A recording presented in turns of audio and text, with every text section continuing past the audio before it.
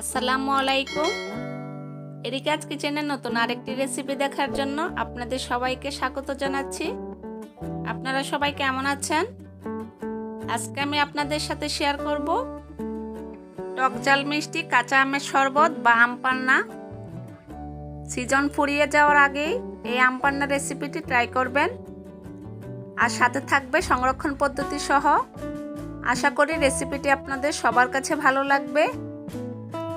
রেসিপিটি ভালো লাগলে আমার চ্যানেলটিকে সাবস্ক্রাইব করতে ভুলবেন না। ভিডিওটিতে একটি লাইক দিবেন, সম্ভব হলে ভিডিওটি সবার মাঝে শেয়ার করে দিবেন। ঠান্ডা ঠান্ডা টক ঝাল মিষ্টি এই গরমের সিজনে এই আম পান্নার স্বাদ কীভাবে পেতে পারবেন সেই সংরক্ষণ পদ্ধতিটি দেখাবো। রেসিপিটি শুরু থেকে শেষ পর্যন্ত দেখার জন্য অনুরোধ রইল। দেখতে যতক্ষণ না আকর্ষণীয় হয়েছে, খেতে তার চেয়ে কয়েক গুণ বেশি মজাদার হয়েছে। তাহলে চলুন দেখে নেওয়া যাক কিভাবে তৈরি করব। আম পান্না তৈরি করার জন্য আমি এখানে হাফ কেজি পরিমাণ 2টি বড় সাইজের আম নিয়েছি। আমগুলোকে আমি ধুয়ে নিয়েছি, এখন খোসাটা ছাড়িয়ে ছোট ছোট করে কেটে নিব।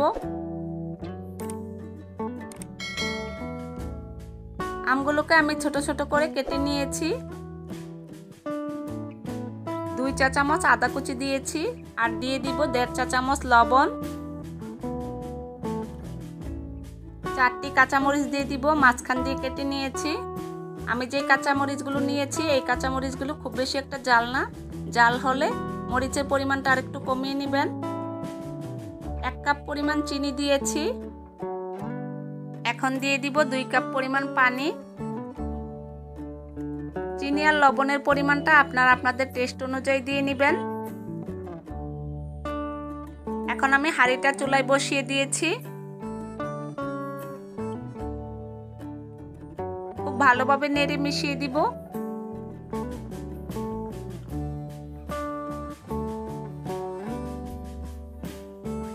এরই মাঝে বলক চলে এসেছে।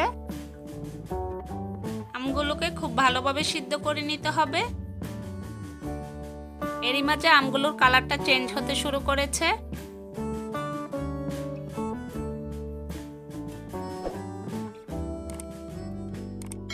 আমগুলো সিদ্ধ হয়ে গিয়েছে, এখন আমি চুলা থেকে নামিয়ে নিব।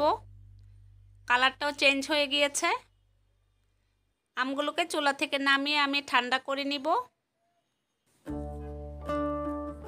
চুলা থেকে নামিয়ে আমগুলোকে আমি ঠান্ডা করে নিয়েছি। দেখুন ঠিক এরকম হয়েছে, আর আমগুলো খুব ভালোভাবে সিদ্ধ করে নিয়েছি।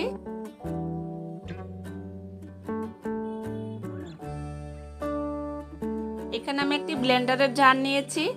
এখন আমি সিদ্ধ করে রাখা আমগুলো দিয়ে দিব।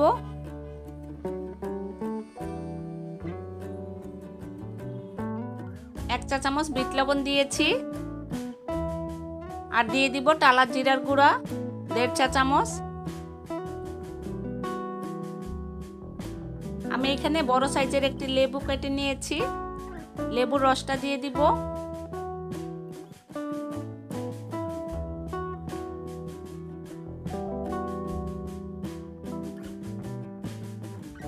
আম পান্নাটাকে আরো বেশি মজাদার করার জন্য আমি ফ্রেশ পুদিনা পাতা নিয়েছি হাফ কাপ পরিমাণ। আপনারা কেউ চাইলে ধনে পাতাও ব্যবহার করতে পারেন। এখন আমি ঢাকনাটা লাগিয়ে নিয়েছি, খুব ভালোভাবে ব্লেন্ড করে নিব। আমি খুব ভালোভাবে ব্লেন্ড করে নিয়েছি। দেখুন ঠিক এরকম হয়েছে ঘনত্বটা, অনেক বেশি ঘন হয়েছে। এর থেকে খুব বেশি পাতলা করা যাবে না। এখানে আমি একটি ছাঁকনি নিয়েছি, একটু ছেঁকে নিব। যেহেতু আমি পুদিনা পাতা দিয়েছি, আর আমের যদি আঁশ থাকে সেটা এই ছাঁকনিতে রয়ে যাবে। ছেঁকে না নিলে শরবত খাওয়ার সময় মুখে দানা দানা লাগলে সেটা ভালো লাগবে না।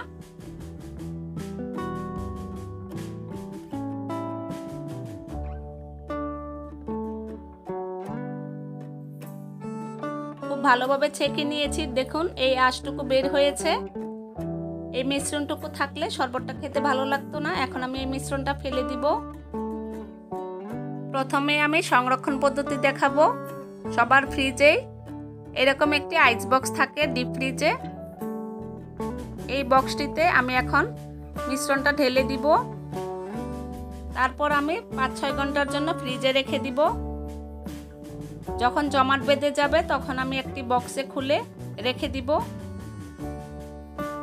এইভাবে সংরক্ষণ করলে পুরো গরমের সিজনে আম পান্নার স্বাদ পেতে পারবেন। ডিপ ফ্রিজ থেকে এক টুকরা বের করে এক গ্লাস ঠান্ডা পানিতে মিশিয়ে নিলেই তৈরি হয়ে যাবে টকঝাল মিষ্টি কাঁচা আমের শরবত। এখন আমি এই বক্সটা ফ্রিজে রেখে দিব। ডিপ ফ্রিজে রেখে অপেক্ষা করব জমাট বাঁধা পর্যন্ত। তারপর আমি একটা এয়ারটাইট বক্সে ঢুকিয়ে সংরক্ষণ করব। এখন আমি শরবতটা তৈরি করে নিব। 2টি গ্লাস নিয়েছি, 3-4 টুকরা বরফ টুকরো দিয়ে দিয়েছি।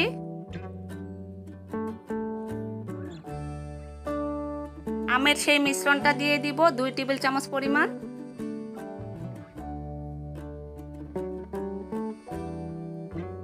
এখন আমি ঠান্ডা পানি দিয়ে দিব।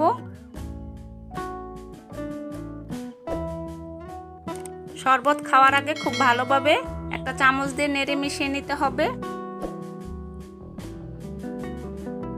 এখন আমি একটা চামচ দিয়ে খুব ভালোভাবে নেড়ে মিশিয়ে নিব।